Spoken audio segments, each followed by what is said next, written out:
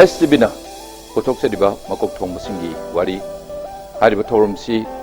Ningtokaba Numit Kudingi Numidang Waram Pung Taruk Taba Matumda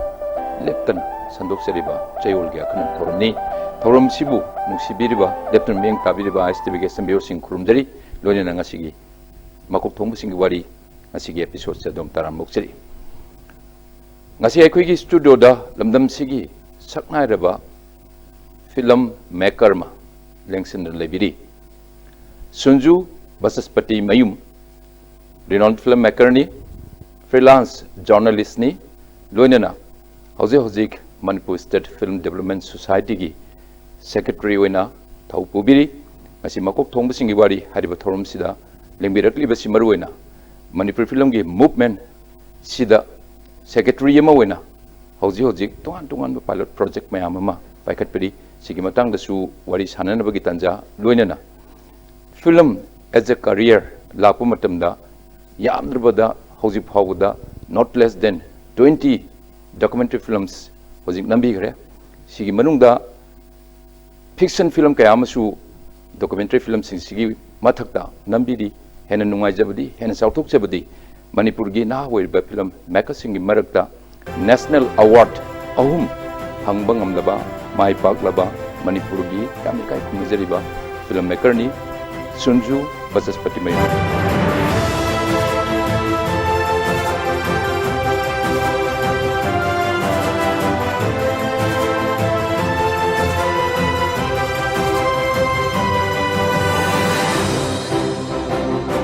Sanju ngasi ekhoi gi ISTB studio da lengsinbiri lakbiri yam nungaje yam chawthokse adombu thagatchabase hanbu oina phongdoksar matung Makokthongbasingi Wari thorum sedum taramoksari. Thank you. Sanjugi chahi for the last 2.5 decades kumba helam yai yamdrabada chahi kunmanga muksi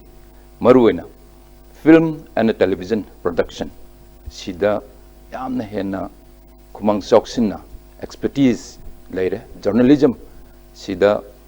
freelance journalist amoena lepalitna work toropa educational and training video production public service announcement sigi sport for radio and television aduga advertising consultancy yam yamgre Sanjugi mayon sidi aina panjaribisna khara khaktani aduna masing yam legre soktoma phum leitre haitare maruina adunga sisi wari sanana bagi tanja me khona nijerbu matamdani hajerbu matamda chengrama matamsi aduga hojiki laina tenagi matam punamuksi kaithopiraga ISTB studio da lengsin berpani Sigi wari myam se tamjarwa matungda hauzik ahanba aigi on track ta lejeriba wahang khara Sanju da hangjen bagi tanja du laujege Sanjugi maruina ai atei kona laksage ahanba da kogi national award fangiba Swarna Kamal Rajat Kamal sigi fangiba kogi award sing si fangi film sing si matang da khardang hani laksage Afaspa Armed Forces Special Powers Act 1956 Haribasi won Swarna Kamal Award she in 56 National Film Awards the Pangvivani. A courageous depiction of the non-violent resistance of the people of Manipur to protest against the legislations which undermines the values of self-respect and fundamentals of democracy in high. And awards is from the Pirapunati Karigum Yori Manunda behind the film itself. She Golden Lotus hariba wasi pibirapani sigi producer wena Sanju work to be that's why the kitam just retrospect organi 19 kaduno and that's kogi 56 National Film Awards pangtu krisia Swarna Kamal Golden Lotus pangapagi matang aduga apaspa 1956 sigi overview ma film itself se piriba my contents yam phajer kitang habi Ibai kenoni yam thagachari ibai bu adu yam harau phongdukchari sana platform ma pibiba Upspa 1956 की film से मनोरमा थांगजम मनोरमा मिहात मिसी की मतंग ना कोई मणिपुर ना ममांग द उद्रिब मोंग द protest spontaneous protest matang tauki Kangla की protest दगी चित्ररंजन की self immolation की protest अदुगा छात्र university छात्र ना jail da phabiro aduga adain tawba makhan sungu udriba lebak sida udriba makhan gi protest mayam ama human chain form na nearly over a year muktawe adugi do labak phaba amna aigi kaino se career as a visual communicator or storyteller hype tare aise wari liba mi mani aina identify tawje adu wari liba gi kaino se aina wari liba se karamba platform sinaraga liba lige hai taraga di television medium film medium paugi medium da I wari lije wari se aigi matam gi wari liba oina tawe leaning hai tare ada pau agi pau gi journalism gi thawak se hana ANI Asian News International si aina hana tawramme ada sigi kano se matam khara lepuraga 2004 da notice ki oina satellite private satellite channel lama 24 hours satellite channel with over 100 footprints in around the globe labor notice TV any TV ena ma hangdue adugi kano satellite TV dugi aina Manipur gi bureau head oi hek lakpada ngairi aduga hek lakpaga February da ne khoi gi hangdu is any TV aduga June 10 11 adai da news manorama gi misi series 2004 da aduda pau gi su oina aduga wari liba sigumba gi kano se aidi hana documentary sum tawrakpani na value du khangmani na coverage adudagi haure ai sana chalaga mokta manorama gi body dead body se thammaga adudagi haukhibane adu kapadagi haukhibane isana su camera su oi camera me aina su camera kapa bari shot bari dia ado jeki angakpa khogi protest unprecedented protest me hamse jam coverage tawra lakpani adugi kano se adugi protest se profile tawba film ne haitare yamna simple straightforward tabodabu khoi manipur gi protest angakpa protest akanba protest adugo sibu democracy oiba laibak la kaina hang bayaba makhan gi protest tawrokpodo adugi keno do na captivate tawraga sigi film se am powerful oihi adugo ngakpunga e kaigino da amaromda hojiki film do government of India gi act amagi mathakta koina protest tawbani adugi protest to koina aina profile tawbani aduda president of India na sigi award se pirei neba sigi protest koina public amana sigi act sigi mathakta protest tawba adu koina mu film tawba film do mu government of India gi president highest figure do na mu award golden award haisi Manipur da Swarna Kamal award se sumang phangdri kogi aspas na ahan bani first time any film Manipur gi film amana documentary khangde feature film khangde phangisik Rajat Kamal ngakdani silver medal ngakdani aduga mai category da best of the best phangise usgi aspas na ahan bani aduna yamna chokthok chaki kegino da sigumba voice ama Manipur gi state ki voice ama koin highlight taroga national platform the national zikil 2008 ki nei bai makano se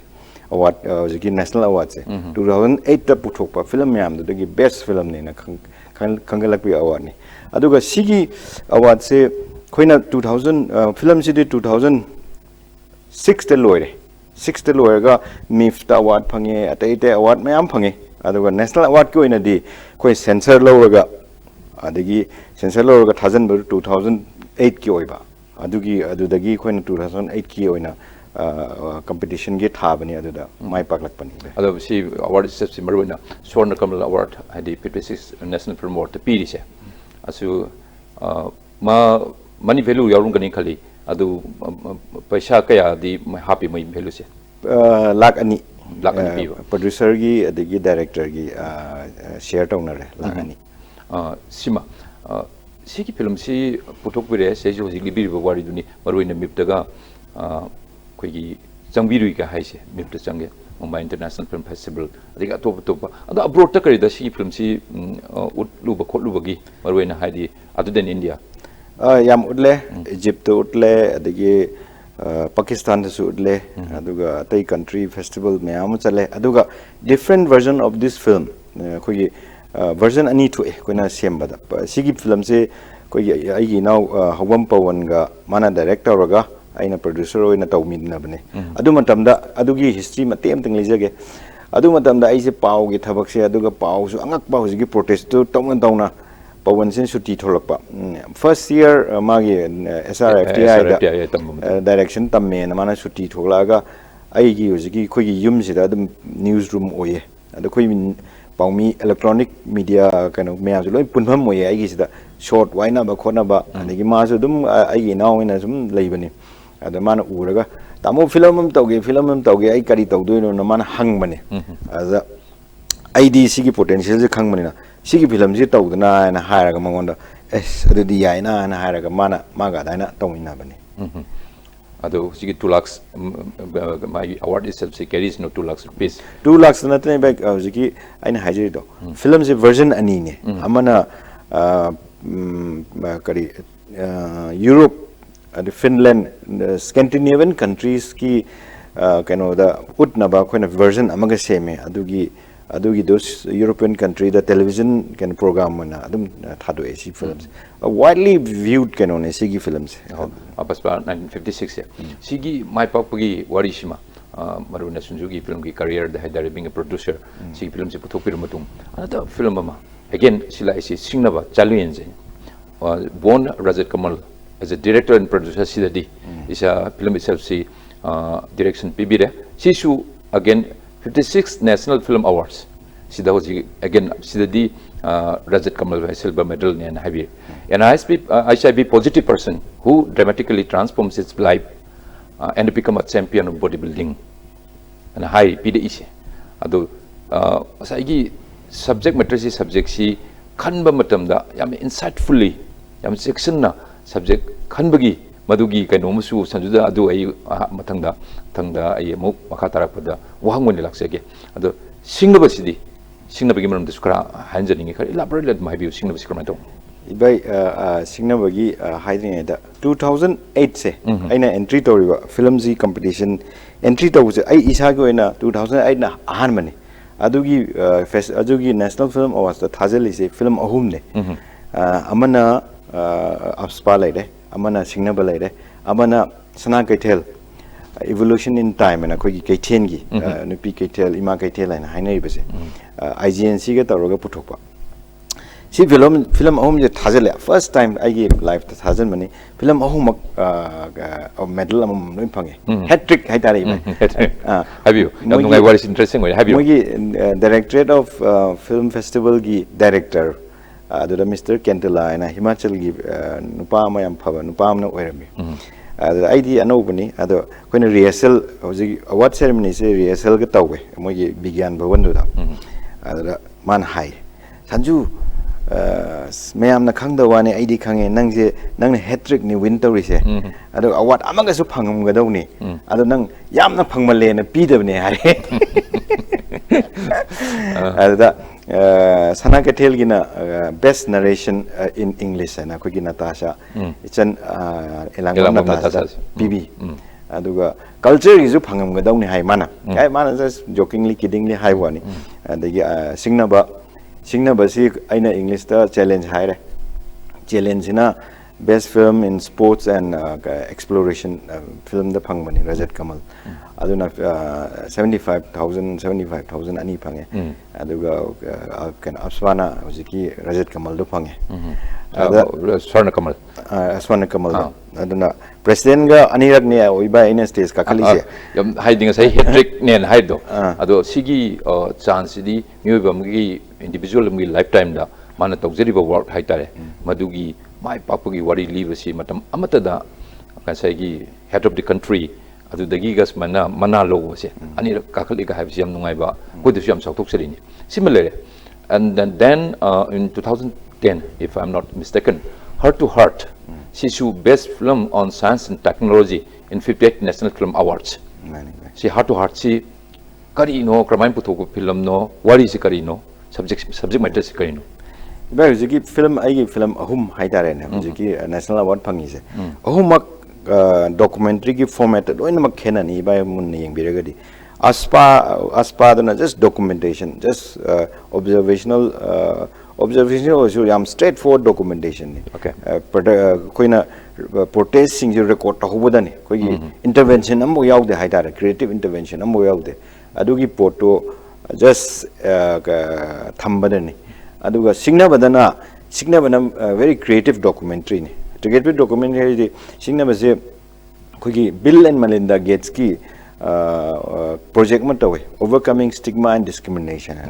aduga si University of Melbourne sponsor tawraga mogi makhada khoi notice ki oina tawbada aiju mogi khalakpada impanel oina director aigona su project ma pirakpa adui makhada khoi stigma adi discrimination gi kano je fight tawna ba HIV AIDS ke kano je fight tawna ba aigona sigi assignment ji pirakpani aduda Pradip koi Mr. Bodybuilder Mr. Positive hai ta Mr. Positive sigi Pradip sigi kano da aina propose tawraga phangmani aduga magi wari se aina just documentary oina chumna gi documentary sum follow tawraga kapanre just aina aigi idea se magi real kano sida situation da build tawraga hana thokiba thokdok ju recreate tawraga adain tawraga same kiba aduna koigi aina hojiki jury member oriba head chairman of jury member Aruna Raji na aduda hangi ai kano se sports ka sigi kano se category sida kado pibire na hangi mana harakpada sidi weightlifting and the sports oigani na pibani kan harakado male da mana haibira ko yam nungai ki bai gonda nan haibda nangi sigi film je sigi koigi documentary have medium je fazana explore tawraga nangna film je create tawraga fazana creative documentary na present tawbagi mong sida impress oiraga pirakpani na award similar then heart to heart se koigi kari Rotary Club of Manipur Imphal Rotary Club Imphal gi Rotary Club aina laibado ada moidi sum kari philanthropic work em tawidana are environment gi adi mayeng laira basing da mateng pangba adi ke mateng yam tawse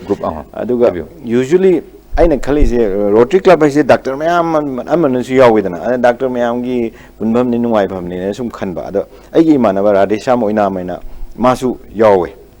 adu kandra mana general secretary mogi office bearer ama oye da mana haibada ai je paw gi thabak sum tawne mana ai sana koi heart to heart ana project ama lei project si kaino heart to heart idea na haraga koi gi lair basing below the poverty line family sing sigi angang singi oiba angang se congenital heart disease haye koi gi heart sida polak pada horaga huba yauraga hole in the heart to hole in the heart yauraga porak pasing se moise anamana early death oigale kemba intervention tawdragadi surgical intervention tawdragadi ada moidi surgical intervention je open heart surgery tawraga in mention duini huba che adu mention me je lak amaga makhai minimum lak ani mukti changneba adigi imphal tawba ngamdre adu kandada ana Kolkata da salaga West Bengal salaga specialized hospital am salaga operation tawdumina affordable oide haitare below the poverty line family gidi moine tawninga su aduna mostly khui angang adugumba angang pokpasing je adum siba jani Rotary Club na mogi project amoina pakatpa aduna mi angang khara screen tawraga below the poverty line family dagi angang khara screen tawraga heart to ho leba angang choose tawraga moine sum operation tawba thaba West Bengal da aduda aina aigi manaba Radhesham sida hai Radhesham nangi nogi si tawri sidi Rotary Club se aidi nahangai khangde doctor mayam gi nungaibam ada ye sum punpham moina khale ado noin tawi project si yam phai ado film tawri yam phajani na magonda propose tawbani aduda mogi Rotary Club ki meeting ma chale aina pitch tawe idea se si tawri sign tawgani khokani yam phajani aduga sensitize tawni aduga more fun zu lakani ena angang singi sigumba leiba sigumba leina leiba ada the proactive when work to we harigadi aduda moini yabi dana doctor mayam sina lising tara khaijalaga akhoina su khoi oiba kari khoi oiba service se si joint effort oina collaborative co-production oina khoi ai production firm ne aduga Rotary Club ne tor pullaga moina paisa khara di khoina tingada u paisa khara di puthoga West Bengal la chalaga hojiki hariba angang adugumba ohuba yawba hamagi hata ani oye Rishikesh na angam ka chahi nipan surba kapching dagi ne angang se adu magi hol se heart se ani ohuba ani leba मासे सानबसु फंगदे अदे कितंग सानरुरे तनानी अदगी school काबसु यादरे school से हम कानिंगबा कासु काहनिंगबा मामा पा ओइबनिना अदे उपायसु लेजदबा अदगा सन fortunately मुगी heart to heart की केनोसिना मासे scheme जिना हाइदा scheme जिना identify तौरगा अदाइन तौरगा selection की केनोसिदा मासे योरकपनि अदगा खोइना आइडेंटिफाई तौथुए कनांगना अंगां खगर मेजर ऋषिकेश योरकपनि अदि ऋषिकेश खोइना ऑपरेशन तौद्रिङाइदगी मागी चाइल्डहुड से कमाइना इफेक्ट तौगे सिगुम सिगी लाइना सि लेदना मागी चाइल्डहुड से कमाइना इफेक्ट तौगे अदुगा मागी मामा पाना मासे मागी लाइफस्टाइल बिफोर द ऑपरेशन अदगी खोइना प्लेन से चलगा west Bengal hospital mission hospital से ऑपरेशन तौरदोना heart to heart open heart surgery operation मनुंग दे कापगा अदगी फिल्म टीम से दुम वेस्ट बंगाल चले फॉलो ने ऑब्जर्वेशन पूरा सिना पूरा कोई अप्रोच फिल्म मेकिंग के approach fly on the wall approach ने हाइदी वॉल लेबा उची कई हाइंग अमना उबो टाइप ता कोइना मोई केनो से अदाइन तौरगा फ्लाई ऑन द वॉल की अप्रोच दा काप फिल्म ने अदुगा नरेशन याउदे जस्ट रियलिटी केनो दुने अदुबु कोई चुमनोरिबा कोई वारी न पुवा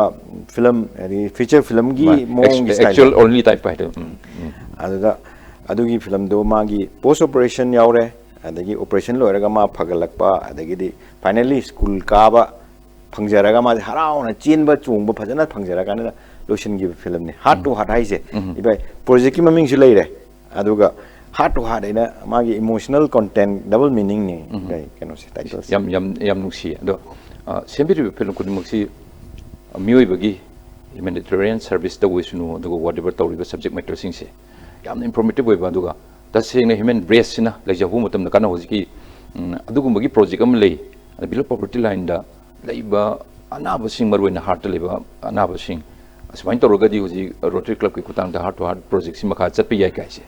सिगी इन्फॉर्मेशन सु पीपल दा मरुइना फिल्म दु यंकांदा खंगनमि तंजा अदुगा India is a whole hitter across the country मरुइना तो फिल्म सि लुइ उनगदुरिनिना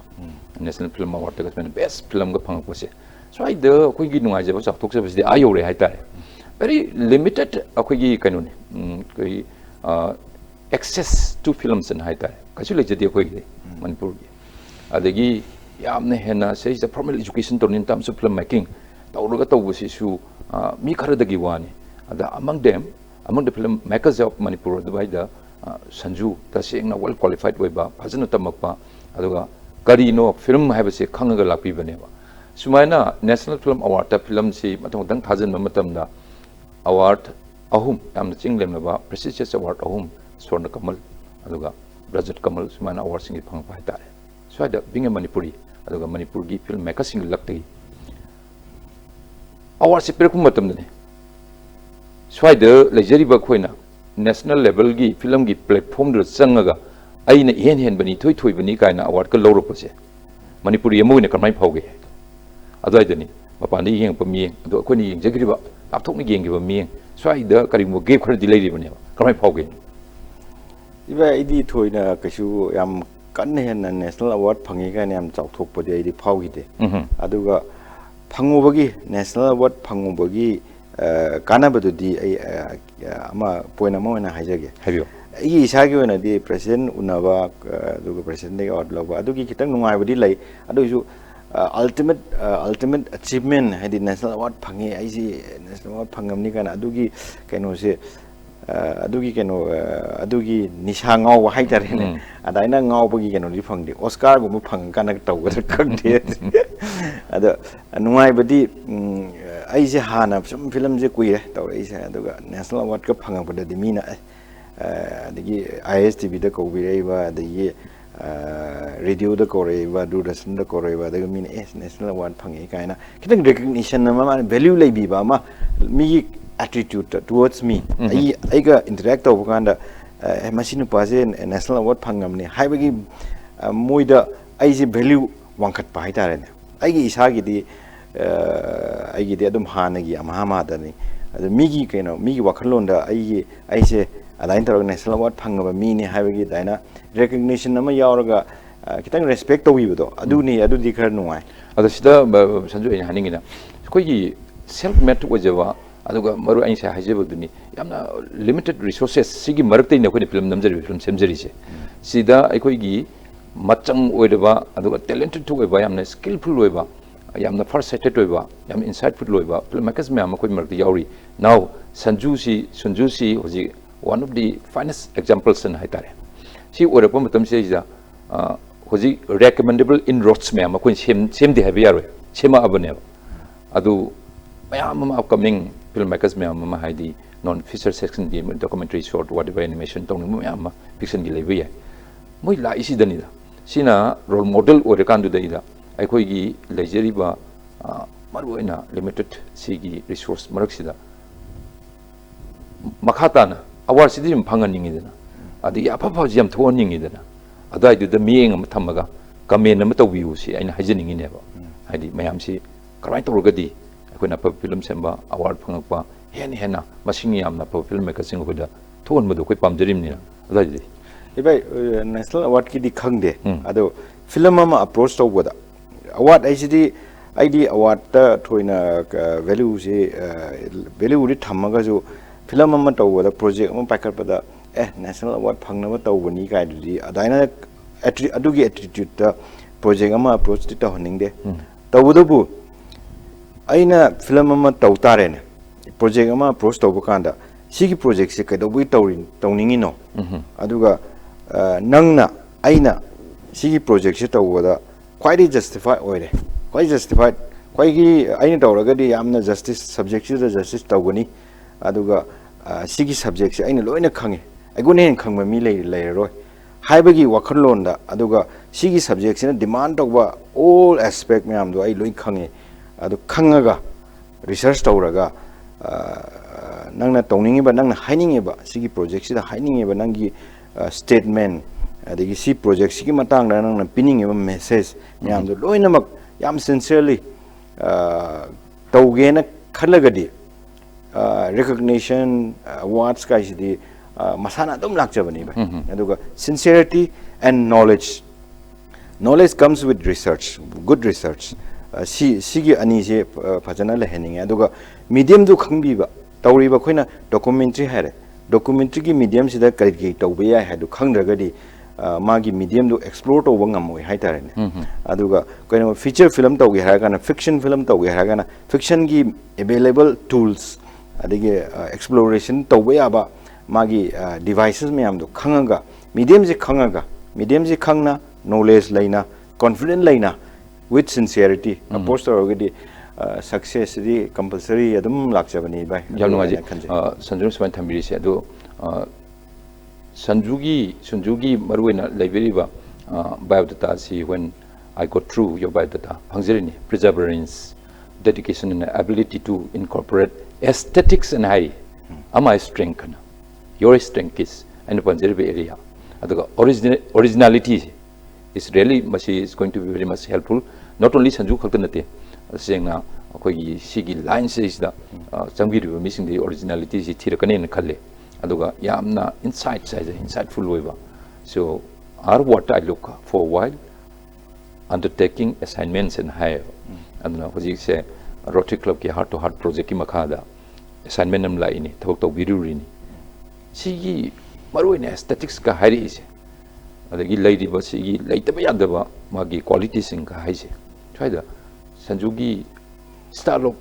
making akogi films and haitare and film making style swaida punamak se don ba incorporate tawra haibudo adu maruin hoji panbir film sings na so other than sigi 3-4 films na so atishu dum example pbb yai aduna style of film making adu kari no haiba area sings lone bak madu reflect tawra focus tawra kamain tawi ibai ojiki kenu se koi film haise it's an art form film is an art duga any art form that the magi aesthetics yaudra art edi later banina ichamjamna koina cinema am namning haraga subject mu raga frame je camera je from anywhere caption bu di daw yadana framing do aesthetic pleasing oibe adubu frame je tawkanda aigi frame sida compositional concept composition gi concept aduga koina pinning ba koina frame sina hiding ba wari frame sina ꯑꯩꯒꯤ ꯐ꯭ꯔꯦꯝꯁꯤꯅ ꯋꯥꯔꯤ ꯂꯤꯅꯤꯡꯉꯤꯕ ꯋꯥꯔꯤꯗꯨ ꯀꯔꯤꯅꯣ ꯈꯪꯗ꯭ꯔꯒꯗꯤ ꯑꯩꯅ ꯀꯦꯃꯦꯔꯥꯁꯦ frame ꯑꯃ ꯊꯝꯖꯤꯜꯂꯒ ꯑꯩꯅ ꯂꯤꯅꯤꯡꯉꯤꯁꯤꯅ ꯑꯁꯤꯒꯤ ꯉꯁꯥꯏꯒꯤ ꯆꯥꯔꯖꯔꯒꯤ plug ꯄꯣꯏꯟꯠꯁꯤꯒꯤ ꯃꯇꯥꯡꯗ ꯀꯩꯅꯣꯝ ꯍꯥꯏꯅꯤꯡꯉꯦꯅꯦ ꯐ꯭ꯔꯦꯝꯗꯅ ꯄꯨꯔꯥ ꯁꯣꯀꯦꯠ ꯃꯌꯥꯝꯁꯦ ꯂꯣꯏ ꯀꯥꯞꯄꯦꯅꯦ ꯄ꯭ꯂꯛ ꯄꯣꯏꯟꯠ ꯌꯥꯎꯔꯛꯇ꯭ꯔꯒꯗꯤ ꯋꯥꯔꯤ ꯂꯤꯕ ꯉꯝꯃꯔꯣꯏ ꯑꯗꯨꯅ ꯏꯁꯥꯅ ꯑꯩꯒꯤ ꯐ꯭ꯔꯦꯝ ꯈꯪꯖꯕ ꯑꯗꯨꯒ ꯑꯩꯅ ꯂꯤꯅꯤꯡꯉꯤꯕ particular sinduda aina lining wari du khangjaba aduga haiba pot mayamse aesthetically conceptually the compositional wise design wise sense aesthetic sense yauraga kapa kana ne phajarak toise artistic film oidoise and I oina di because for me I am an artist, I am a storyteller who is madly in love with aesthetics and art. So art se yaudagadi aesthetics yaudagi film se appealing oiro mini yingning oi aduga progress lai roi na dana khanjabani na ai every frame da aina haining isi kaino aduga ai frame nung da yauri be mayam sina hai sina kaino haibado aduga adu mayam do aesthetics kaloina frame toroga kapsa jam nunga je simaduna the seriousness ata in terms of say film making so I the like do wa khoi gi director magi filmmaker magi magi concept to ideas to adu sanjuna phajana adu clearly have it si yam kanaba hadi yam kanaba tips ma adagi khoi gi anuba haitare amateur woriba adu learners myam adu film gi feels the changning ba adu director ga su oning ba myam yaudori no sanir ba wari si yam helpful way ning khali hoji tajari si media mention similar effective television lay ado company gi exact name si karino Sanju gi company gi maming film company si maming effective television do hek horok pada effective television haina pajama yam pamjana television medium si aina potential yam lay na effective television haise effective oiba story effective oiba program tawragadi effective television oirakani effective television haise ba television information guys na public ni na koina pau journalism gi poche and public ni na effective oi ge haidar effective television oi target effective oi ni na right konjagi ni ado some film je khara some growth lai raga with time adigi aina ga jury national jury gi film ji yemba kana film gi jury gi film ge khalak pa kana television work se kitang inferior oina adaina feel tawna rakpa see television work ne khara lightly when a filter up I seriously consider artistic product ni kaina see television work ni am serious oira moi kaina daina attitude to juries me am ge attitude daina su lakpa aina su moi na hai su mi keno television gi numti gi sum program ni dum dakar tai dan moi di lep laite na serious work hai si over the period of time lauraga degi daina sum kapak poni na daina moi si chumi amarom da aduga television su phaba film phaba program tawdabdi natte adubu general concept da television haragadi kitang lightly oina lawe na television effective television se discontinue tawkhri ba aduga oriole haina French word ne oriole haise extraordinary haiba keno ne aduna ai banner am leije adu makhada akogi public service advertisement kaya adai government gi departmental magi say presentation AV program mayam department mayam gi planning gi adiki ki mayam su tawre adu huji su program khrazum tawjari oriol se Sanju gi hek pokom wariba kasam thong lomjam leirak sida dum office ra to office na tungana hamra ka oriol je kasam thong haji sagim da dum office wen ada sigi tanja si la horagani ada bior mayam su ji Sanju go wari sana jaba matam si yamna mayek sengna nungana tabiramgani ado tasengna film tawriba kangu mayam si karigum matamda kanana haini khangdana dagi qualified with qualification yauduna like la su haitabi sing film paktok to yabra ka heba sumba si lonbak chumbadi nataba ado hainaba sidi moi kosimar to pangaw yawni ado makti adongi line dadi sagjarapadi natte ado tasengna maruina educational qualification filmmaking ki qualification journalism ki qualification lai si yam masaje do yam amam tawda hekta thengnabda waba area ngatni ado kitang da khangjer metan ja lohoge ano sigi maruina isagi background haitare ong taibiro ibe aisu angang da like tawuse education system se ꯑꯩꯈꯣꯏꯒꯤ education system ꯗꯨꯅꯔꯗꯤ ꯈꯪꯗꯦ ꯑꯗ value ꯁꯦ ꯑꯩꯅ ꯈꯪꯖꯗꯕ ꯑꯩꯅ ꯈꯪꯗꯕꯅꯤꯅ value ꯁꯦ ꯑꯩꯅ ꯂꯩꯅ ꯂꯧꯗ꯭ꯔꯕꯅꯤꯅ education like ꯇꯧ ꯑꯍꯜ ꯂꯃꯟꯅ like ꯇꯧ ꯍꯥꯏꯅ ꯑꯗꯨꯝ ꯍꯥꯏꯗꯅ like ꯇꯧ ꯍꯩ ꯑꯉꯥꯡ ꯍꯦꯛ ꯎꯕꯒ like ꯇꯧ ꯑꯗꯨꯝ ꯍꯥꯏꯅꯦꯕ like ꯇꯧꯕꯁꯦ punishment ꯑꯣꯏꯅ ꯑꯗꯨꯃꯥꯏꯅ feel ꯇꯧꯔꯦ ꯑꯩꯉꯣꯟꯗ ꯑꯗ like ꯁꯨꯡꯇꯧ ꯇꯧꯅꯤꯡꯗꯦ ꯑꯗꯨꯒ ꯄꯩꯈꯥꯗꯤ ꯎꯆꯤꯟꯅꯥꯆꯤꯟꯅ pass ꯇꯧꯗ꯭ꯔꯒꯗꯤ fail ꯑꯣꯏꯔꯒꯗꯤ ꯏꯃꯥ ꯏꯄꯥꯅ ꯐꯨꯗꯣꯏꯅꯤꯗ ꯑꯗꯨꯅ pass ꯇꯤ ꯑꯗꯨꯝ ꯇꯧꯕ ꯑꯗꯨ ꯂꯥꯏꯔꯤꯛꯁꯦ ꯌꯥꯝ ꯁꯦꯡꯅ ꯆꯩ ꯆꯥꯗꯅꯕꯒꯤ ꯇꯝꯕ ꯂꯥꯏꯔꯤꯛ ꯄꯥꯈꯠꯂ ꯆꯩ ꯆꯥꯗꯅ like ꯇꯧ ꯑꯃꯨꯛ ꯍꯥꯏꯔꯛꯑꯅꯤ ꯉꯥꯛꯇꯪ ꯁꯥꯟꯅꯔꯦꯅ ꯑꯩ ꯀꯩꯅꯣ like ꯇꯧ ꯍꯥꯏꯅ ꯍꯦꯛꯇ ꯍꯥꯏꯔꯛꯀꯅꯤꯕ ꯑꯗꯨꯅ like ꯇꯧꯕꯁꯦ ꯑꯗꯨꯃꯥꯏꯅ as a punishment ꯀꯔꯤꯒꯤꯅೋ ꯑꯩꯈꯣꯏꯅ like ꯇꯧꯗꯣꯏꯁꯦ ꯍꯥꯏꯕꯗꯤ ꯍꯥꯏꯕꯤꯗꯕ like ꯇꯧꯗꯝ ꯄꯨꯡꯉꯥꯡꯗ ꯍꯥꯏꯕꯀꯣ ꯑꯗꯨꯅ like ꯇꯧ ꯑꯗꯨꯒꯤ ꯀꯩꯅꯣꯁꯦ ꯑꯩꯒꯤ ꯂꯥꯏꯔꯤꯛ ꯍꯥꯏꯁꯤꯗ ꯑꯩꯒꯤ ꯀꯩꯅꯣꯁꯦ ꯀꯣꯟꯁꯦꯞꯁꯦ ꯈꯤꯇꯪ ꯅꯦꯒꯦꯇꯤቭ ꯑꯣꯏꯅ ꯂꯧꯈꯤ ꯑꯉꯥꯡ ꯑꯣꯏꯔꯤꯉꯩꯗ ꯑꯗꯨꯒ class 10 ꯐꯥꯎꯗ ꯑꯗꯨꯝ ꯂꯩꯔꯤ ꯑꯗꯨꯝ ꯇꯧꯗꯤ ꯇꯧꯔꯒ ꯑꯗꯒꯤ ꯂꯥꯏꯔꯤꯛꯁꯨ ꯄꯥꯔꯒ ꯚꯦꯂꯨꯗꯤ ꯀꯌꯥ ꯂꯩꯇꯅ ꯑꯗꯨꯝ ꯂꯥꯛꯄꯅꯦ ꯑꯗꯨꯒ ꯒ꯭ꯔꯦꯖꯨꯑꯦꯁꯟ ꯂꯣꯏꯔꯛꯄꯒꯤ ꯑꯗꯨꯋꯥꯏ ꯑꯗꯒꯤ ꯑꯩꯒꯤ ꯀꯔꯤꯌꯔꯒꯤꯁꯤ ꯀꯔꯤ ꯇꯧꯗꯣꯏꯅꯣ ꯈꯣꯠꯇꯣꯏꯅꯣ ꯑꯗꯨꯃꯥꯏꯅ ꯈꯟꯕ ꯍꯧꯔꯛꯄ ꯀꯥꯟꯁꯤꯗ ꯑꯩꯁꯦ JBS Institute of Communication ꯍꯥꯏꯅ ꯑꯩꯈꯣꯏꯒꯤ ꯕꯣꯝꯕꯦꯗ ꯌꯥꯝꯅ ꯑꯐꯕ ꯃꯤꯗꯤꯌꯥꯒꯤ ꯀꯩꯅꯣꯅꯤ ꯏꯟꯁꯇꯤꯇ꯭ꯌꯨꯠꯅꯤ ꯄ꯭ꯔꯥꯏꯚꯦꯠ ꯏꯟꯁꯇꯤꯇ꯭ꯌꯨꯠ ꯑꯗꯨꯗ ꯀꯣꯔꯁ ꯑꯩꯒꯤ ꯍꯧꯖꯤꯛꯀꯤ ꯗꯤꯄ꯭ꯂꯣꯃꯥ ꯏꯟ ꯀꯝꯃꯨꯅꯤꯀꯦꯁꯟ ꯑꯥꯔꯠꯁꯦ ꯇꯧꯔꯛꯑꯀꯥꯟꯗꯗꯤ educationꯒꯤ ꯚꯦꯂꯨꯁꯦ ꯈꯪꯉꯛꯑꯦꯕ ꯑꯩꯅꯁꯨ ꯍꯩꯅꯤꯡꯕ ꯁꯕꯖꯦꯛ ꯑꯗꯨꯒ educationꯁꯦ ꯔꯤꯁꯔꯆ ꯇꯧꯅꯤꯡꯉꯛꯄ ꯅꯣꯂꯦꯖꯁꯦ ꯂꯥꯏꯕ꯭ꯔꯦꯔꯤꯗꯒ ꯐꯝꯃꯒ enjoy ꯇꯧꯔꯕ ꯍꯧꯔꯦꯕ ꯑꯩꯒꯤ education ꯑꯩꯒꯤ ꯀꯩꯅꯣꯁꯤꯗ ꯁꯕꯖꯦꯛꯁꯤꯗ ꯑꯗꯨꯅ educationꯁꯤꯗꯤ ꯍꯥꯟꯅ class 10 ꯑꯗꯨꯋꯥꯏꯗ ꯑꯩꯅ ꯁꯨꯃꯥꯏꯅ ꯈꯪꯉꯒ ꯂꯥꯏꯔꯤꯛ ꯇꯧꯔꯝꯃꯒꯗꯤ ꯐꯥꯔꯁ ꯀ꯭ꯂꯥꯁ ꯅꯨꯡꯒꯥꯁ ꯃꯌꯥꯝꯗꯣ ꯂꯣꯏꯅꯃꯛ ꯇꯧꯔꯛꯀꯗꯕꯅꯤ ꯑꯩꯈꯣꯏꯒꯤ ꯀꯥꯏꯅꯣꯝꯅ ꯁꯣꯏꯔꯦꯅ ꯑꯗꯨꯃꯥꯏꯅ ꯐꯤꯜ ꯇꯧꯋꯦ ꯑꯗꯨꯕꯨ ꯖꯦꯅꯔꯦꯜ ꯏꯖꯨꯀꯦꯁꯟꯁꯤꯗꯤ ꯀꯔꯤ ꯂꯣꯏꯁꯤꯟꯕꯤꯈ꯭ꯔꯦ ꯑꯩꯁꯦ ꯃꯥꯁꯇꯔ ꯄꯣꯂꯤꯇꯤꯀꯦꯜ ꯁꯥꯏꯟꯁ ꯄꯣꯂꯤꯇꯤꯀꯦꯜ ꯁꯥꯏꯟꯁꯇ ꯑꯗꯒꯤ ꯃꯥꯁꯇꯔ ꯂꯣꯏꯁꯤꯟꯕꯤꯔꯦ ꯑꯗꯨꯒ ꯑꯗꯒꯤ ꯖꯔꯅꯦꯂꯤꯖꯝꯒꯤꯁꯤꯅ journalism and mass mass communication communication ꯇꯧꯋꯦ ꯑꯗꯨꯒ ꯗꯤꯄ꯭ꯂꯣꯃꯥ ꯏꯟ ꯀꯝꯃꯨꯅꯤꯀꯦꯁꯟ ꯑꯥꯔꯠꯁ ꯇꯧꯔꯛꯑꯦ ꯚꯤꯗꯤꯑꯣꯒꯤ ꯍꯧꯖꯤꯛꯀꯤ ꯄ꯭ꯔꯣꯐꯦꯁꯅꯦꯜ ꯀꯣꯔꯁꯅꯦ ꯑꯗꯨꯗꯤ ꯑꯗꯨꯒ ꯑꯇꯩ ꯃꯆꯥ ꯑꯗꯨꯗꯤ ꯑꯗ ꯁꯤꯒꯤ ꯀ꯭ꯋꯥꯂꯤꯐꯤꯀꯦꯁꯟꯁꯤꯃ ꯈꯪꯖꯩ ꯌꯥꯝ ꯅꯨꯡꯉꯥꯏꯖꯔꯤꯅꯤ ꯃꯔꯨꯑꯣꯏꯅ ꯔꯤꯂꯦꯇꯦꯗ ꯑꯩꯒꯤ ꯄ꯭ꯔꯣꯐꯦꯁꯟ ꯑꯣꯏꯅ ꯂꯥꯛꯑꯕꯅꯤ ꯍꯧꯖꯤꯛꯇꯤ ꯐꯤꯂꯝ ꯃꯦꯀꯤꯡ ꯏꯠꯁꯦꯜꯐꯁꯤ ꯄ꯭ꯔꯣꯐꯦꯁꯟ ꯑꯣꯏꯅ ꯂꯥꯛꯑꯕꯅꯤ ꯖꯔꯅꯦꯂꯤꯖꯝ ꯍꯥꯏꯁꯤ ꯕꯤꯡ ꯑꯦ ꯖꯔꯅꯦꯂꯤꯁ ꯄ꯭ꯔꯣꯐꯦꯁꯅꯦꯜꯂꯤ ꯇꯧꯔꯤꯅꯤ ꯑꯗꯨꯅ ꯁꯝꯅꯔꯤꯕ ꯃꯌꯥꯝꯗꯣ ꯑꯗꯨꯁꯨꯅꯤ ꯑꯗꯣ ꯐꯤꯂꯝ ꯃꯦꯀꯤꯡꯁꯤꯁꯨ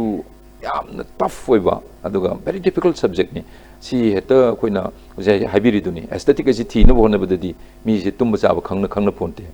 ꯁꯤꯃꯃꯨꯛ ꯊꯥꯗꯣꯛꯄ ꯌꯥꯏ on one hand and on the other hand journalism being a journalist ngasai habiri NI tawrame adagi NETV tawrame and more than that mayam su tawbiramgani stringer wena tawbiramgani adagi atai pura full fledged ngasai bureau gi head wena tawbiyana haido karamba media akogi national media groups associate tawrino adi manipur gi ramai tawi swaisi kamai deal tawi kamai balance tawi bai hojiki mamangi do sigi khumdingai sida mamangi do ibai lairek ki matang da haibido ada ahamadi film making and photography guys I tawrise like yam paroi lo ga tamaga like yam pani adigi film ga tawga like kasi yam daka ta da ba na khalle bai adudi course yauselle ado kona di course yawar matung da like si padra ga film to ngamdi khangi adai de like si paninge kano da wari ma lige hai taraga di wari do khangra ga di libi yaroi libai aduna ꯈꯪꯅꯅꯕ ꯏꯁꯥꯁꯦ ꯏꯟꯀ꯭ꯋꯤꯖꯤꯇꯤꯚ ꯑꯗꯒꯤ ꯅꯣꯂꯦꯖꯁꯦ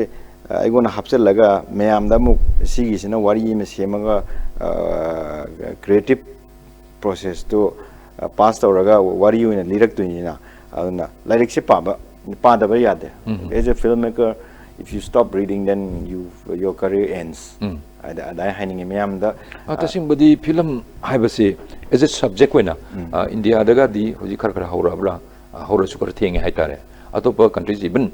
south ꯀꯣꯔꯤꯌꯥꯒꯨꯝꯕ ꯀꯔꯤꯒꯨꯝꯕ ꯁ꯭ꯋꯥꯏꯗꯗꯤ ꯐꯤꯂꯝꯁꯤ subject ꯑꯃ ꯑꯣꯏꯅ ꯇꯝꯗꯕ ꯌꯥꯗꯕ ꯇꯝꯅꯕ subject ꯑꯃ ꯑꯣꯏꯅ ꯐꯤꯂꯝꯁꯤ ꯁ꯭ꯇꯗꯤ ꯇꯧꯒꯗꯕꯅꯤ ꯍꯥꯏꯕꯒꯤ ꯐꯤꯂꯝ ꯁ꯭ꯇꯗꯤꯁ ꯑꯅ ꯍꯥꯏꯁꯦ ꯑꯗꯨ ꯇꯧꯅꯕꯒꯤ ꯋꯥꯗꯤ ꯑꯗꯨꯝ ꯂꯣꯏ ꯇꯥꯔꯕꯅꯤ ꯃꯅꯤꯄꯨꯔꯗꯒꯗꯤ ꯃꯪ ꯑꯣꯏꯅ ꯍꯧꯖꯤꯛ ꯂꯩꯕꯗꯧ ꯇꯧꯔꯤ ꯑꯗꯨ ꯑꯣꯏꯇꯥꯔꯁꯨ ꯍꯧꯖꯤꯛ ꯍꯥꯏꯕꯤꯔꯤꯗꯨꯅꯤ ꯑꯗꯨꯅ ꯐꯤꯂꯝꯁꯤ ꯄꯥꯗꯕ ꯌꯥꯗꯕ ꯅꯩꯅꯗꯕ ꯌꯥꯗꯕ ꯇꯝꯗꯕ ꯌꯥꯗꯕ ꯄꯣꯠ ꯑꯃ ꯑꯣꯏꯌꯦꯅ ꯁꯤ ꯑꯦꯔꯤꯌꯥꯁꯤꯃ ꯂꯩꯔꯦ ꯁꯤꯒꯤ ꯋꯥꯍꯪꯁꯤꯒꯤ ꯃꯇꯥꯡꯁꯤ ꯂꯣꯏꯁꯤꯟꯖꯔꯕ ꯃꯇꯨꯡ ꯑꯩꯅ ꯍꯧꯖꯤꯛ ꯍꯪꯖꯈꯤꯕ ꯃꯊꯪꯒꯤ ꯋꯥꯍꯪꯗꯣ ꯑꯗꯨꯅꯤ ꯀꯔꯝꯍꯥꯏꯅ journalist oiba film making swaise ada ibai kanone aidi uzik profession ani dudi ani ne adusu ani oina udre aigi dadi aina hek kano Bombay dagi thola kanda Manipur se kai tawdoino na khala kansida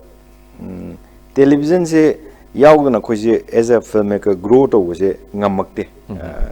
opportunity laitaba adon television se compulsory oye television gi bandwagon sida yaukshil laga television na daga dariba program do adu fit tawraga film se daina ai isagi as a director as a filmmaker isagi identity do daina establish tarokponi ya ai je yana na ai film se Rude Awakening hai ai film han mase documentary full fledged documentary se ado sigi film sina su han ba international festival amda Manipur dagi han ba video film da entry tawbase ai film Rude Awakening sing na oigani Lyric to see away daina moina lyric everything na haina bada ada cookie naga kugi 1990s early adu da tawni issue based ni adu mina haibada aigi film sina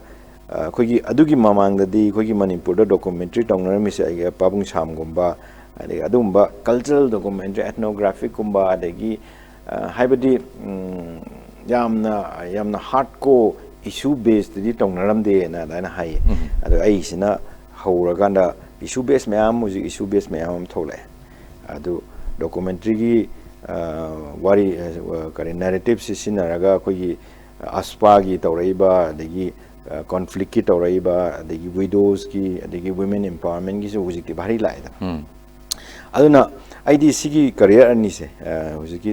journalism si ju the public knowledge, the pulse of the people, the khang the bayade, the feel the chatbayade, aduga adutaraga wari iraktuini. Aduna as a filmmaker, particularly documentary filmmaker or someone who is an alternate filmmaker, independent filmmaker, or in the me ma'am, sina magi real, migi realities, a quick state ki me ma'am, sigi realities, the khang badagata. Aduga Paumi oina phone feel the work of Ganadi, me realities aiga direct another encounter to doing it. I am ideal situation as a filmmaker I am getting to experience what the reality is facing the people. As a journalist I am writing as a journalist, I am also getting the first hand information as my research work for as a filmmaker.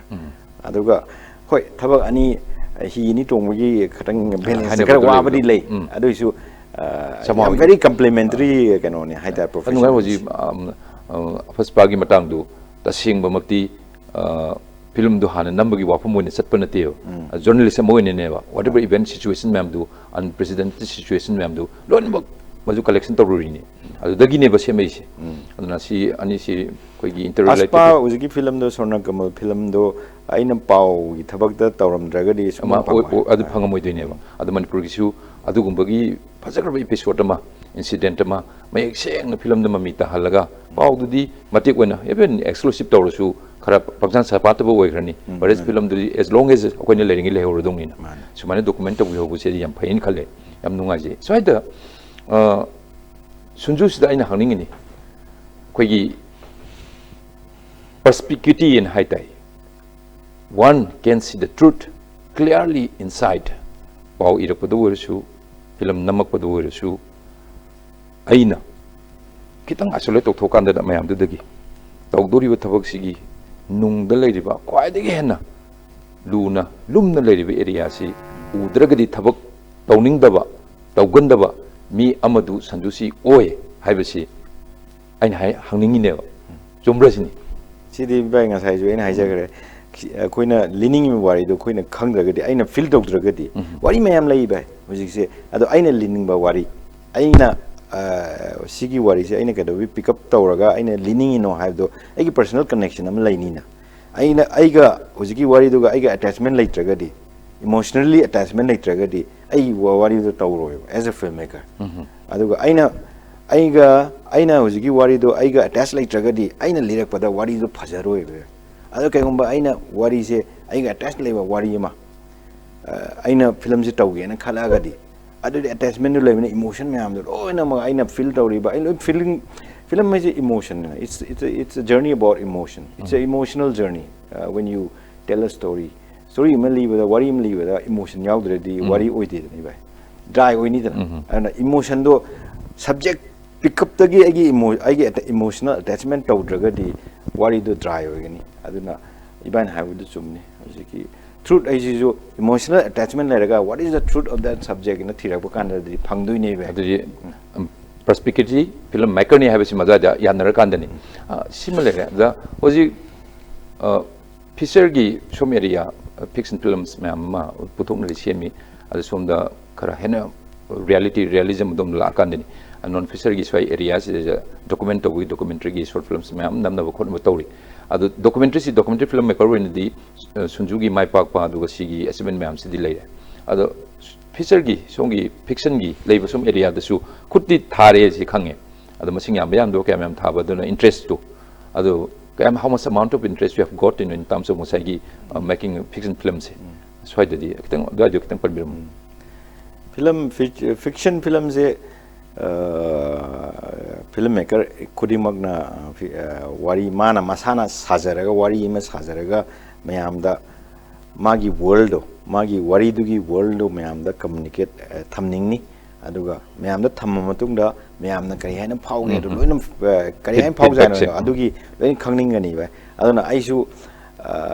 reality kogi leiba issue base nataba aina wari ama subject pick up toraga wari du da base toraga wari ama sagacharaga mayamda pawdam oina tamaga adugi duna kari impact lege khoke do aisu khangninge aduga experiment ju tawre Durasangi koina commission program tawbasida kogi my cousin's village na kogi Manipur da kogi syllabus ta yawbani khungang da nuin mangani na keno lighting amatam bani koina environment hadi angang city born angang amana magi suti da magi labna leiba manimata cousin brother amgi mayum da chatlaga khungang da tawri myam na mana khungang gi yamna angang se yamna environmentally yamna pamjaba adagi uchekwa wildlife nuai se pamjaba and magi experience to khungang nu chalroga mana tawjariba experience to tawrakana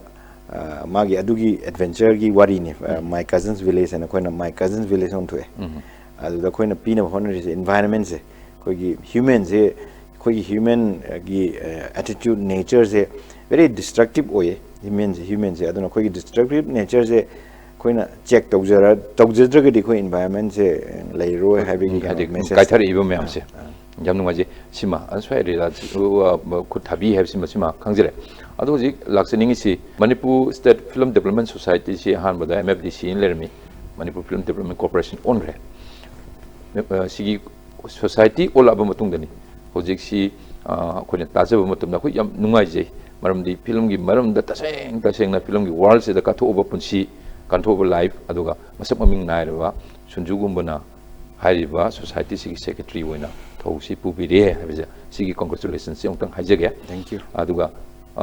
kari no ji secretary oina thopure adu kari mo matamda some corners the wari chanai ni han leramba artswile mayam adugi administrators kangu mayam dugi mogi asomba soibo oiba suyai adu karimta masi kogi bad remarks na haitarene adu tawrum de khote film development ke film movement kim da Manipur film si taseng na apex one lerega ka haiba gum basu nei na ba sana ba discuss to bokoi dum ui thengai tai adu Sanju ji yamna sigi kainoma by virtue of your position haitare secretary win thopur amni na krama yengi mi na ju panga haibdun amani adu kari pilot project kari pai khat pining ba film development ki movement ki film policy ga su jikti laktokram ni na da jo kitang tum adugi scenario overview tabio ibai kitang samjalaga hojiki kogi Manipur Film Development Council haina leiramme kogi hojiki council se adu matamda pabung sham se pabung sham sina managing kano oiraga manager mogi secretary ra adumo oiraga adaina hogalaga hojik cooperation lakpani adu kanada pabung sham tawbirame si yamna phajana tawbirame ma hojiki kogi Manipur da kogi tamulancha tamukanta adagi kogi tarun mangang kaina haureji kogi pabungna adu matamda MFDC council matam adagi cooperation matam sida workshop appreciation workshop editing workshop adagi acting workshop camera workshop wakan mayam tawe hojiki kogi same complex theater complex da adudagi horakpodana hujipau adum chanaridana aduna aduga equipment camera 35mm 16mm nagranu the light nung manipur da khulai amubok leiramba nate hanante manipur da editing in tawwa hujikti editing loi tawe ada chalaga loi tawde ya film se equipment manipur gi filming equipment plus technician me amse MFDC gi matamda loina ma groom dawra loin acquire tawraga dain tawraga khoi film industry dain tawraga grow torpani adegi pabung sam to khram matungda somewhere along the line khoi vision se khoi kano se kamain tawra khoi film gi development gi direction ama fazana clearly demarcate tawraga laitaba male ain khanjar dain hujik secretary or matung myam do history do loina introspect tawraga khalakpani aduga hoje hana leirami se aigi mamang leirami se khoi in charge secretary oina director of art and culture myam sina pubirame moi capable oidi habidi yaro oi aduga tabudabu mathau se mathau yambanina film gi line sida moi expertise lei su leite aduga film sigi kari tau sige na traga magi development gi kari tau daka tai se moina magona fit tawno mi su wat pa haitare ne ada film gi oina si tau gadam ni ko gadam ni haibagi consultative platform amju sagata ba masana adu mayam du yaudam ni na mathau ju jinjabani na magi khogi MFDC gi regular calendar khalei calendar se film appreciation course da mini thaba adagi International Film Festival India Goa da mi ani thaba delegate ani thaba adagi national kariba Manipur State Film Award pi ba chahigi adaina regular calendar le sigai se dum compulsory regular calendar ne dum tawe adu yam critical analysis tawraga khogi film da grow tawe tardi natraga film gi quality se khogi leiba content se yamna content se vibrant no henge natraga content se internationally globally libe yaba universally libe yaba universally taba yaba universally utpe yaba film puthokna ba koina kari tawba taga tai khogi hujigi society ne kari tawba taga tai MFDC ne kari tawba taga tai kana khallaga adaina targeted intervention tawbida ba haitare adudagi khogi keno se hujik grow tawde habidi aroi adubu adain tawdagi khogi direction yaudana masa matom chachabani na khogi chumna chachaga do koina chalagam na khar matam khar logjabai wani ba aduna aigi matam dadi aina hek sipaijaraga aina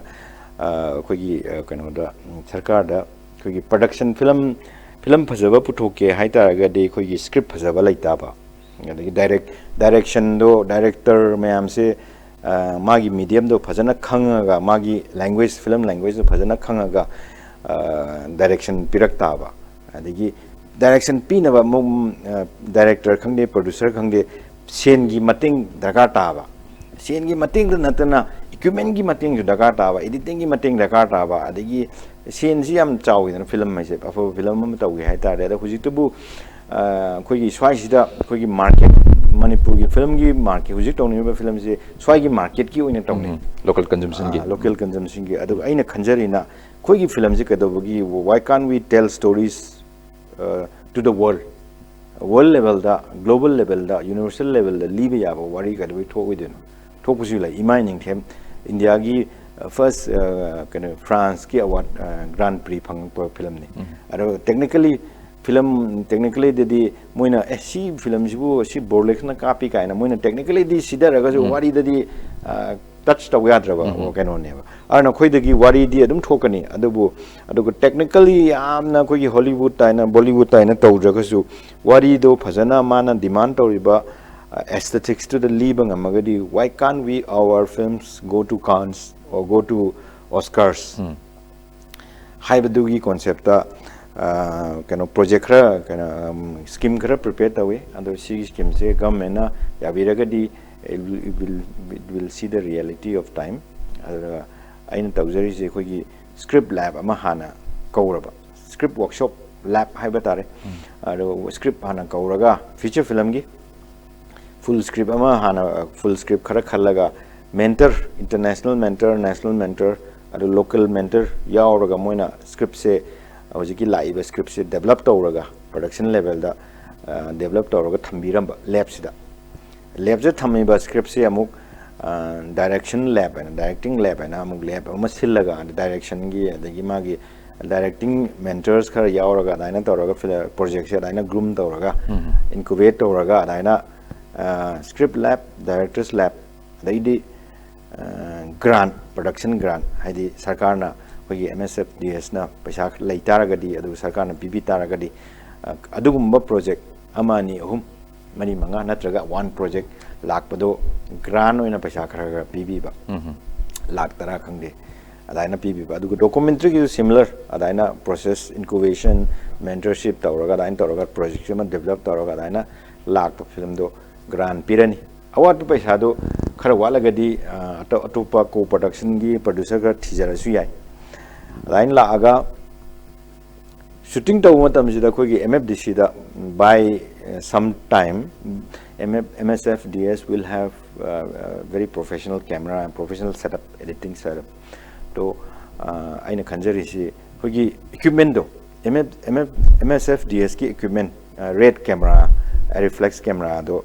koina hojiki production koina choose to production grant period production sida amuk camera fellowship haina camera si mu almost yam nominal charge khar to camera si camera sida kaphan ba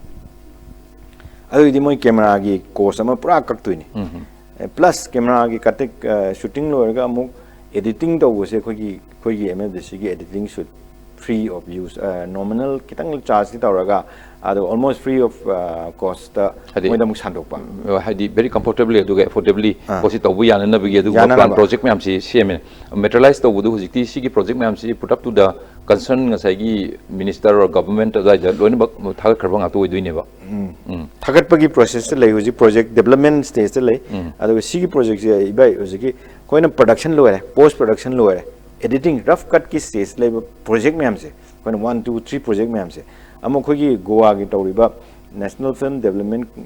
kanu NFDC gi tawriba film bazaar adigi film bazaar adigi co production market kana mapan dagi all over the world film financer film broadcasters ifi ga pangthok matam du moina loi hari moi hanga ga khoi ga man loi tawni film bazaar ga se hangi adu so khoi store um lawraga adu khoi gi store se masana pibni khoi sinadabni hana sinadaba hujikna khoi gi store sinaraga khoi film bazaar si yauraga koi siguma production lay almost rough cut stage ta lay ada moina kai moina interested oi targeti karo ni pirak tu je project sida karo pirani plus distribution right later ka doine all over the world ulaka doine market se manipur khting oi roi de film se adaina income charok ni world view oi rakha doine and larger perspective of the film gi market na chingbudu ubira kan da mane semba project habasi adi punam kya phabu oi ne man khanjei sunju aina masih ingon da sumai ingon su film si aku su interest lagi adum film tau jadi ada khawning bama lai hojikti kadai deno area sing du Minister of Technology authority oina lai riba MSF DC gumba da secretary oina pham pai biram Manipuri film si taseng na harakanda film habase masi industry emo ni masa khangadong ni habi adubu aikoigi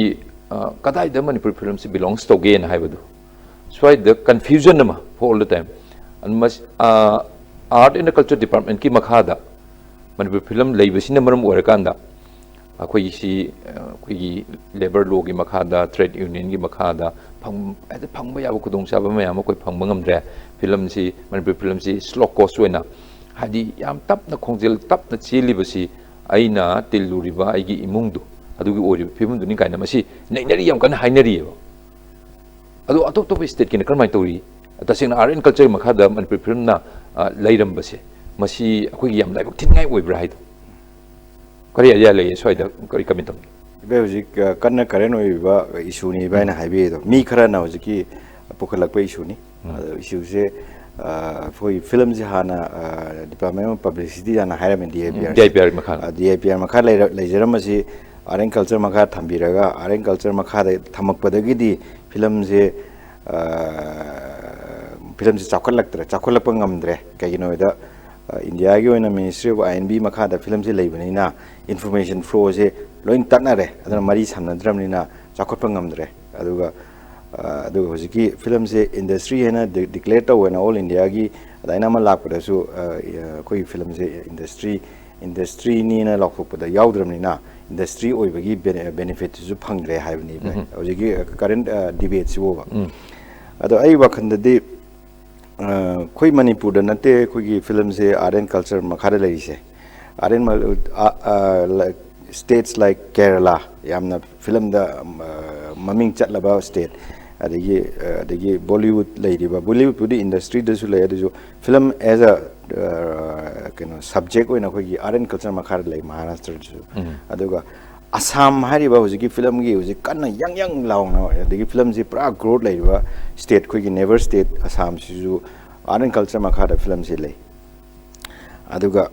aigi oina haijawara kada di any koi gi art and culture makhada laiba adagi DIPR makha laiba hasdi government gi policy matter ni adubu personally as a filmmaker film mai di koi gi art form ni adu art is an art it is a very complex culture yamna sophisticated culture ne yam vibrant culture ne film mai se aduna art and culture makhada laiba su dum khara chana jabra ne khalle aduga magi growth kogi government gi di hoji government of India gi di Ministry of INB makhad leijaraga su kogi flow of information se tatle haibi haitare kogi proponent of DAPR makhad ang poraka dang ne haiba kangu leiriba duna habiri si kogi flow of Ministry of INB na pireiba information do art and culture makha laikraga di koi information flow do tatlabani na film si chakhot ngamde na moi argument do dain tawe ado aina hairina information ka doi talino Ministry of art and culture makha da Ministry of INB makha lai taraga jo kogi state ki DIPR information la agadi information DIPR na kogi film gi concern department art and culture khang de MSFDS khang de adu PB raga adu gi floor coordinate raga koi film ja na promote to da uni haita sabotage ama yaw bra isna hedi information je purposely phawon dana ba sabotage hand ama yaw bra isu hangba ya ba question raina khale aduga kogi keno se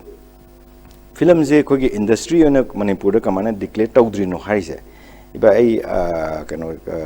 kita argument kitang thamjage habadi kogi Manipur se film kogi audience kogi film market se kyam chawrage as a industry kogi in terms of bank na koida film dawna ba paisa hairone crore amagi koina budget tawraga na crore amagi budget ki film koina namaka na koi return lakpa ngamgadra koi Manipur da rang utpada Manipur ki market se koi je film je industry ena declare ta ubada koi gi si benefit hadi industrial loan adagi grant kan lairi laibe se lower kan na koi gi film je chakhola kan haibi bane adugi opportunity lairaga su aina thamjari na koi gi Manipur as a state koi gi film market se koina film je industry hairaga kogi bank na koina loan mogi loan pira kan di bank na khai de market kyam lai re kogi market se koina high bi kogi state da na de Manipur speaking da na de koi mapan zu ulakani kolakani hair ko ai adu hair ga de mena possibility du lai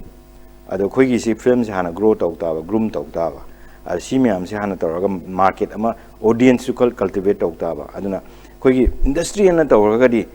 Nasana Tawjaro, Kogi patronage Yaura Roidoni. Art and culture Makala, Kogi art and culture Makada, grant, the government support, Pangbagi chance lady, Oziki, CM artist kit Tengbanga and Lies, art and culture Makadani. And Koina industry in Legadi, labor law, no Mam Makada di Lakani, Adu, Sana government benefit Mam Sekra, Handagadra and Kaladuga. Patronage, art and culture have a topic, the patronage, government patronage, Yam Dakatai. The government na art and culture makha taragadi patronage pi with su rightful way industry makha da lairaga koi government na kamaina patronage tarokan hoi one time grant na grow industry si grow dang na makana pirak pudi ya adaina advantage se koi art and culture makha laibana chanju chana jai masana film and art adu hana DIPR gi public department of publicity gi makha lairi dudi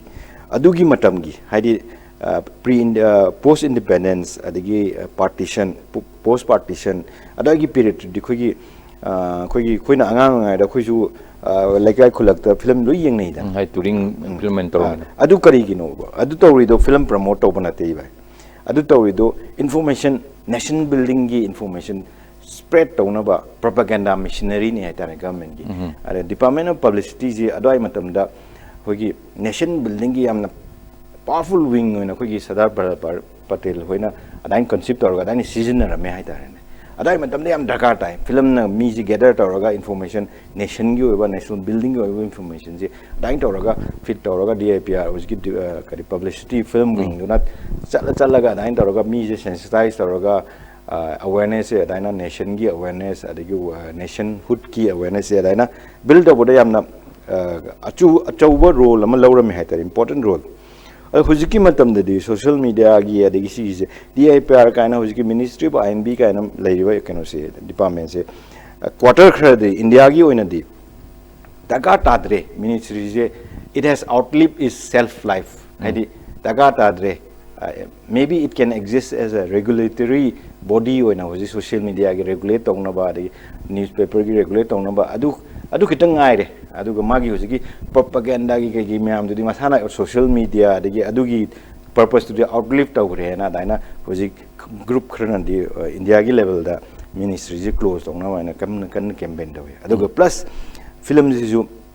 India gi level da film je ministry INB ministry makhada lairi se yaning de film oina separate oina lebiu adaina kaina su movement su lei government of India about the hojigi si kamai to do no khot no ana khana bagi keno su lei aduga ai oina di film je bai hojigi horak padadi production stage tadi is an art form aduga loira kana product oina film oina loira kana di DIPR na as a tool as magi hojigi publicity ki propaganda ki tool oina film je sinna ba yabani na aduna